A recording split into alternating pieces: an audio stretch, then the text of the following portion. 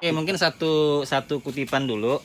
Ini kan bicaranya berbuah. Iya. Jadi mungkin ada satu topik lah, satu tema yang malam ini bisa kita sharing atau berbagi bersama.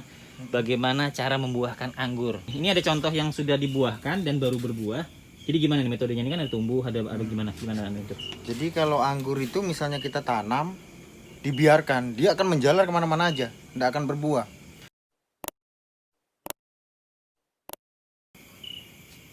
Assalamualaikum warahmatullahi wabarakatuh. Jumpa lagi bersama saya Inata Farm. Malam ini kebetulan saya berkunjung ke rumahnya Om Edi, rumah anggur Tabulan Pot Balikpapan, berlokasi di kilometer 5,5. Saya lihat langsung review pohon anggur yang sudah berbuah di Balikpapan. Ini kita lihat. Dan kebetulan saya malam ini bersama dengan beliau yang tidak asing, Vania Farm. Halo, Ya, lagi grafting. Nanti kalau pengen tahu cara-caranya di season selanjutnya aja kita bahas. Ulas di rumahnya ini beliau. Number review dulu pemiliknya, Om Edi. Ya, ini Om Edi. Jadi ini bibit-bibitnya. Jadi kalau teman-teman ada yang perlu bibit yang sudah siap, di sini terlihat banyak, khususnya di daerah Balikpapan ya.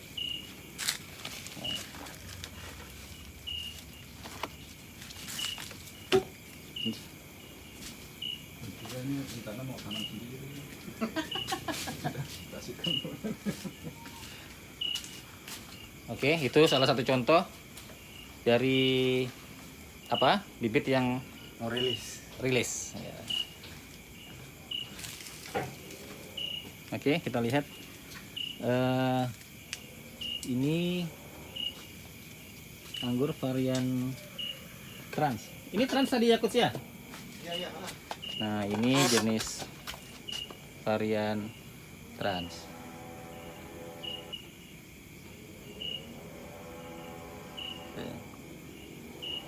Ini muncul. Kemudian ini varian Angelica. Lampu senterku. Senternya setengah watt. Setengah watt.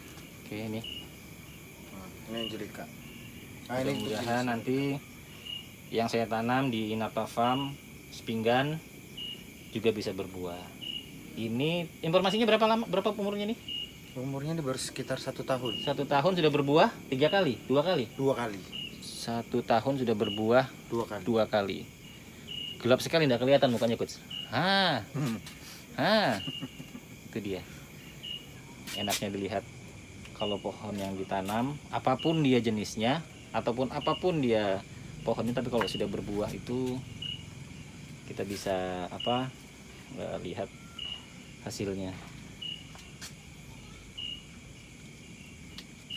Oke, ini. Nah, ini jenis varian ningrat. Ini ningrat semua, ini jenis yang di sini nih. Tapi masih dirahasiakan. Karena bibitnya belum ada. Ini Bibit belum ada. bibit belum ready dan belum berbuah. Tapi Sudah sudah muncul. mulai PHP. Apa tuh PHP? Pemberi harapan palsu. Oh gitu. Jadi tapi ini sudah mau berbuah. Nah, ini dari tunas air aja nih. Tapi sudah mulai keluar bunga-bunga Kelihatan ya, PHP. Kelihatan. Oh ya, kelihatan. Nah, ini kelihatan nih. Berarti termasuk jenis yang genjah.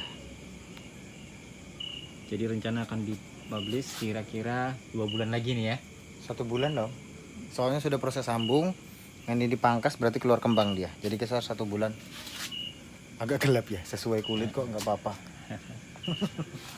Nah, ini jenis-jenisnya dia. Ini tadi trans. Ini Angelica. Medianya sama seperti di rumah Om ya. Sekam, pasir, dan kohe. Nah, untuk pembuahan pupuknya MKP, KNO, dan MKP, KNO 3. Oh iya, itu aja kalau mau perangsang pembuahan KCL nggak itu. perlu. Apa itu Kalau namanya? KCL nanti waktu dianya buah Oh. untuk peningkat rasa. Soalnya Ini kalau dari muncul begini nih, muncul begini, ini sampai posisi siap dipetik berapa lama? sekitar 2 bulan, 1 bulan, 120 hari 3 bulan bagi 30, dari 4, bunga 4 awal bulan. dari pot pangkas. Iya 4 bulan. 4 bulan. Tapi sudah ada harapan yang bisa di Pasti. Kalau sudah kayak gini pasti dia Om. Sudah. Luar Sudah biasa. jos lah, luar biasa. Sip. Ini pohonnya nggak ada istirahatnya ini. Kemarin habis dipanen bisa dilihat ya di channel saya juga bisa dilihat. Bulan lalu ini mau matang sudah. Sudah matang jadi baru dipanen sekitar 2 minggu lalu. Di pruning lagi sama Om Edi, keluar lagi bunganya. Jadi untuk jenis trans ini genjas sekali. Sama seperti Angelica, Jupiter. Jadi sistemnya kalau Om Edi ini dianya tunggu dibuahin baru dirilis sama Oke, seperti mungkin satu kutipan dulu. Ini kan bicaranya berbuah. Iya. Jadi mungkin ada satu topik lah, satu tema yang malam ini bisa kita sharing atau berbagi bersama. Bagaimana cara membuahkan anggur? Karena kemarin tuh ada teman saya sudah tanam anggur tuh 1,5 tahun tidak berbuah-buah.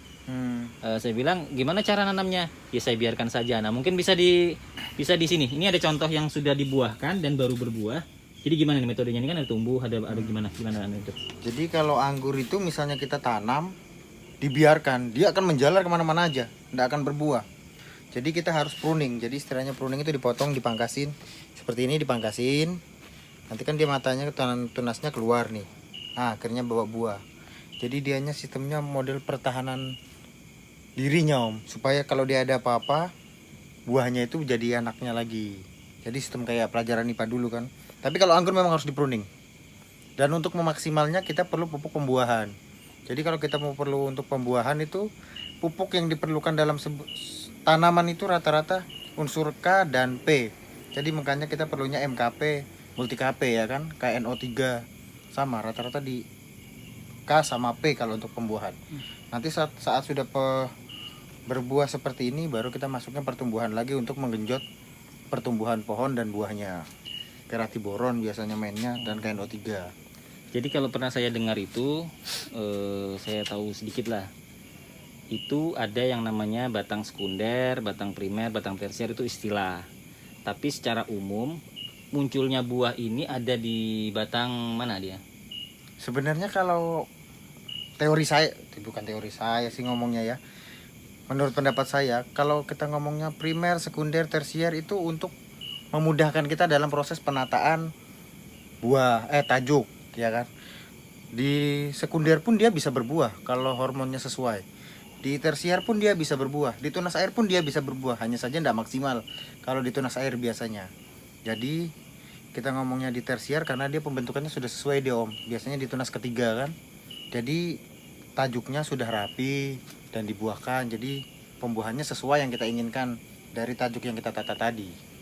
Karena di rumah itu kejadiannya rata-rata di sekunder berbuah semua.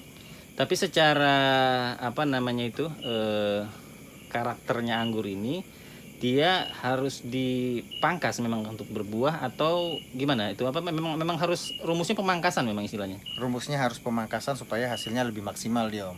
Karena kalau kita tidak pangkas, jadi memang ada sering kejadian dianya berbuah, tapi hasilnya tidak maksimal. Karena kalau pas kita pangkas gini kan dia kan nutrisi kan terkumpul di batang tuh, mempersiapkan di tunasnya yang ini. Akhirnya keluar bawa bunganya maksimal. Tapi kalau dianya cuma keluar dari tunas air bawa buah, nanti klaster buahnya kecil dia. Karena nutrisi terbagi dianya di tunas-tunas tersebut. Nah, seperti itu. Jadi memang harus perlu pemangkasan.